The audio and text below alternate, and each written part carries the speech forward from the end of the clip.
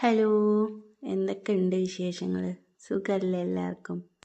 അപ്പോൾ നമ്മുടെ ഓണമൊക്കെ ഇങ്ങോട്ട് അടുത്തൂലേ? അപ്പോൾ വലിയ ആഘോഷമൊന്നും ഇല്ലെങ്കിലും എല്ലാവരും ഓണത്തിന് സദ്യയൊക്കെ ഉണ്ടാക്കാറുണ്ടല്ലേ.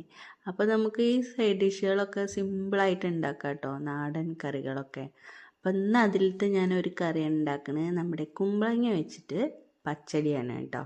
അതിന് വേണ്ടിയിട്ട് ഞാൻ ചതുര കഷ്ണങ്ങൾ കുഞ്ഞു കുഞ്ഞിയ ചതുര കഷ്ണങ്ങളാക്കിയിട്ട് കുമ്പളങ്ങ മുറിച്ച് വെച്ചിട്ടുണ്ട്. അതിലേക്ക് 2 മുളകും കുറച്ച് ആവശ്യത്തിനുള്ള ഉപ്പും ഇട്ടിട്ട് ഒരു ചെറിയ ഗ്ലാസ്സിന് വെള്ളം ഒഴിച്ചിട്ട് പാകത്തിനുള്ള വെള്ളം മതി കേട്ടോ, കൂടുതലുള്ള വെള്ളമൊന്നും വേണ്ട.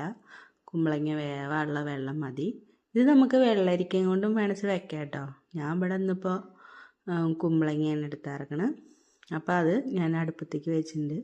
ഞാൻ അതൊന്ന് വെന്ത് വരുമ്പോഴേക്കും നമുക്ക് കുറച്ച് തേങ്ങ എടുത്തിട്ട് ചിരകിയിട്ട് ഒരു അരമുറി മതി കേട്ടോ, ആവശ്യത്തിനുള്ളത് മതി. നമ്മളിപ്പോൾ എത്ര കഷ്ണം എടുക്കണേ അതിനനുസരിച്ചിട്ടുള്ളത് മതി കേട്ടോ. അതിലേക്ക് കുറച്ച് ചീനിമുളക് ഇല്ലെങ്കിൽ ഒരു പച്ചമുളക് ഇടുക. ഞാൻ ഇവിടെ ചീനിമുളക് എടുത്തിറങ്ങണം കേട്ടോ. പിന്നെ ഒരു 1/2 ടീസ്പൂൺ കടുകും കൂടി ഇട്ടിട്ട് നന്നായിട്ട് അരച്ചെടുക്കണം കേട്ടോ. അപ്പോഴേക്കും നമ്മുടെ കുമ്പളങ്ങ ഇതാ വെന്ത് വരുന്നേ ഉള്ളൂ കേട്ടോ. അതിൻ്റെ കളറൊക്കെ കണ്ടില്ലേ, വെന്തിട്ടില്ല. അപ്പോൾ ഞാനിങ്ങനെ ഒന്നും കൂടി അടച്ച് വെച്ചിട്ട് നമുക്ക് വേവിച്ചെടുക്കാം. അപ്പോൾ ഞാനിത് നന്നായിട്ട് അരച്ചെടുത്തിട്ടുണ്ട് കേട്ടോ. ചതയ്ക്കൊന്നുമല്ല, നന്നായിട്ട് തന്നെ അരച്ചെടുക്കണം. അപ്പോഴേക്കും നമ്മുടെ കുമ്പളങ്ങയൊക്കെ വെന്തു കേട്ടോ.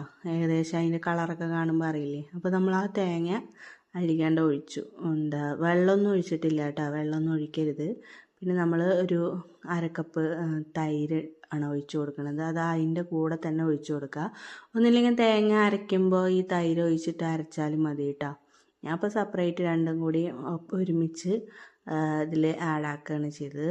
നല്ല രുചിയാണ് കേട്ടോ ഈ സംഭവം. ഇതൊരു കറി മതി കേട്ടോ. നമ്മൾ ഇപ്പോൾ എപ്പോഴേലും ഇങ്ങനെ ഉണ്ടാക്കുമ്പോഴൊക്കെ സദ്യക്കല്ലാതെയും സാധാ കറി ചോറ് വയ്ക്കാനൊക്കെ ഇത് കഴിക്കാനൊക്കെ ഇത് മതി കേട്ടോ. അപ്പോൾ ഞാൻ അത് ഇങ്ങനെ ഇട്ടിട്ടുണ്ട്. അപ്പോൾ കുറച്ചും കൂടി ഉപ്പ് ആവശ്യമുണ്ട് കേട്ടോ. വെള്ളമൊന്നും ഞാൻ പിന്നെ ഒഴിച്ചിട്ടില്ല, വെള്ളം ഒഴിക്കേണ്ട ആവശ്യമില്ല. ഇത് സൈഡ് ഡിഷാണ്, അധികം വെള്ളം പാടില്ല കേട്ടോ. ഇതൊന്ന് തണുക്കുമ്പോഴേക്കും ഒന്നും കൂടിയും കുറുകിയ ടെക്സ്ചറാവും.